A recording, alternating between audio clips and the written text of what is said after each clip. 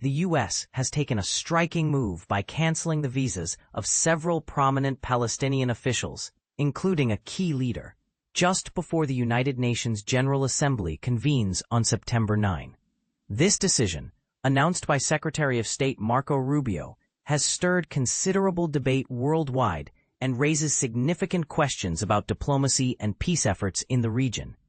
Palestinian Authority President Mahmoud Abbas, who has been a regular voice at the UN for years, is among those denied entry to New York to address the upcoming General Assembly. The U.S. government's stance is clear. Before the Palestinian Liberation Organization, PLO, and Palestinian Authority, PA, can be viewed as genuine peace partners, they need to unequivocally condemn terrorism, specifically referencing the horrific October 7, 2023 attack, and put a stop to incitement of terrorism within their educational systems.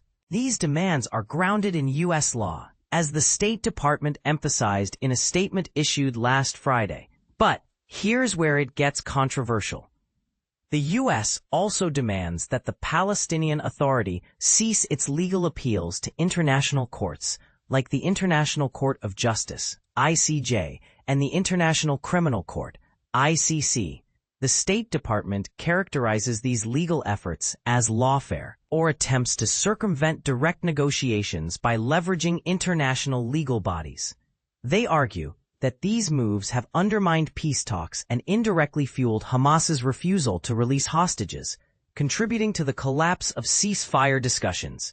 Unsurprisingly, the Palestinian leadership has condemned this visa ban, warning that it will only heighten regional tensions. Palestinian presidential spokesperson Nabil Abu Rudineh shared with the Associated Press that they are in continuous contact with Arab and international partners, striving to reverse the decision and avoid further escalation. This action cannot be fully understood without recognizing the broader context. Israel faces its own legal challenges internationally, including an ongoing genocide case at the ICJ, initiated by South Africa in late 2023, which Israel firmly rejects.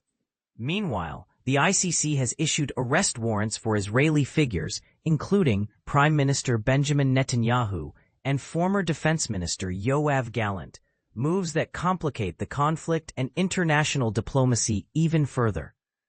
Palestinian UN Ambassador Riyad Mansour pragmatically noted that the recently revoked visas' implications are still being assessed, and the Palestinian delegation will respond accordingly. According to the UN headquarters agreement, the PA's mission to the UN should receive certain waivers, and the U.S. has indicated a willingness to re-engage as long as such steps comply with its laws. Simultaneously, several countries have signaled their readiness to recognize a Palestinian state if Israel fails to meet specific criteria.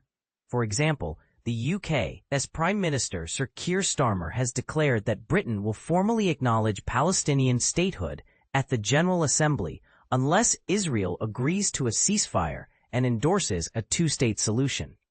France, Australia, and Canada have made similar public commitments, adding further layers to the complex geopolitical puzzle. Earlier statements from the U.S. government had already warned officials from the PA and PLO that sanctions, including visa restrictions, would be used to enforce accountability, particularly for actions seen as undermining peace commitments. A July 31 declaration stated that it was essential for U.S. national security to impose consequences on those entities. European leaders have responded with criticism against the U.S. move.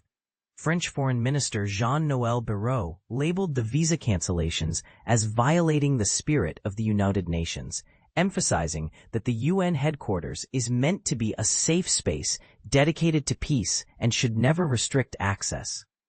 Spanish Prime Minister Pedro Sánchez expressed solidarity with Abbas on social media, calling the visa revocation unjust and stressing Palestine's right to be heard in international forums.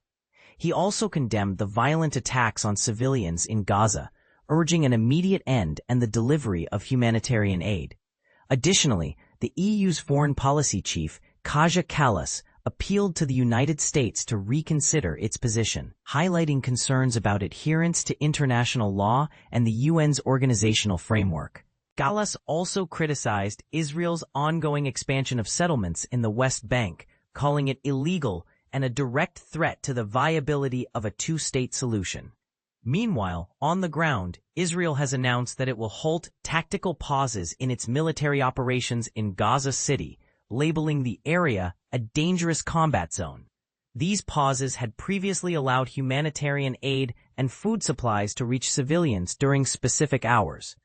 The Israel Defense Forces, IDF, shared on social media that they are now escalating their military efforts, focusing heavily on the outskirts of Gaza City.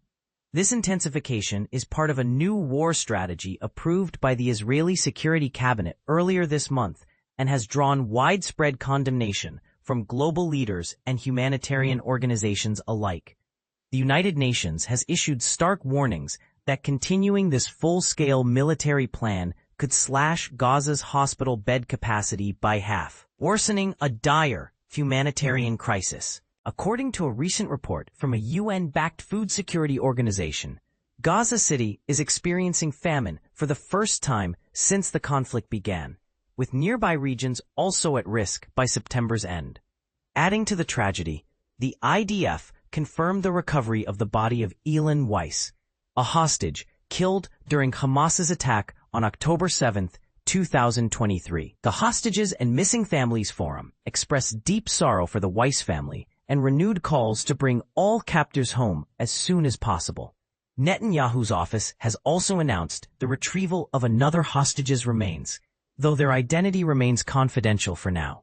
The war itself, sparked by Hamas's unprecedented terrorist attack on Israel in October 2023, has inflicted massive casualties, over 1,200 Israelis killed, and approximately 250 hostages taken. Conversely, Gaza's health ministry reports over 63,000 Palestinian deaths according to their data, a figure that humanitarian groups often cite despite its challenges for independent verification.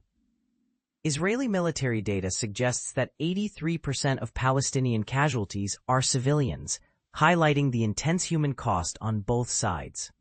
This entire situation raises difficult questions. Does restricting Palestinian leaders from participating in global diplomacy help or hinder peace? Could Palestine's appeals to international courts be a strategic necessity rather than an obstacle? What responsibility does the international community hold when both diplomacy and on-the-ground realities seem to be spiraling into deeper conflict? These are critical issues that invite a wide spectrum of opinions. What are your thoughts? Feel free to share your perspective below. The conversation is just beginning.